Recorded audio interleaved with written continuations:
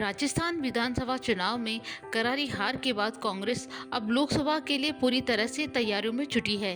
राजस्थान में पिछले लोकसभा चुनाव 2019 में कांग्रेस एक भी लोकसभा सीट जीत नहीं पाई थी। वहीं इस बार भाजपा मिशन 25 की तैयारी में है, यानी राजस्थान की सभी 25 लोकसभा सीटों पर कब्जा करने का विचार है।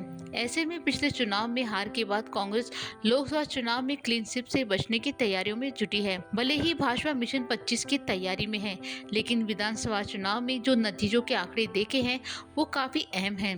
कांग्रेस ने इसके लिए सबसे पहले इस रणनीति पर काम कर रही है कि वो लोकसभा चुनाव में एकजुट होकर चुनाव लड़ना चाहते हैं। सचिन पायलट और अशोक गहलोत गुट की तकरार ने विधानसभा चुनाव में हार का प्रमुख कारण रहा। इसे शायद कांग्रेस भी मानती है।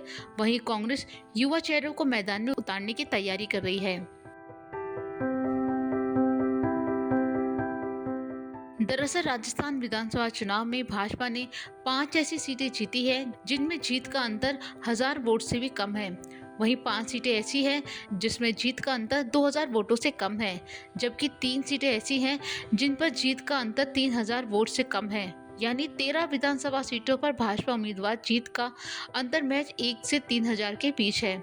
यानी इन सीटों पर भाजपा को कड़ी चुनौती का सामना करना पड़ा है। तो चलिए आपको बताते हैं कि भाजपा किन किन सीटों पर बेहद ही कम मार्जिन से जीत हासिल की है।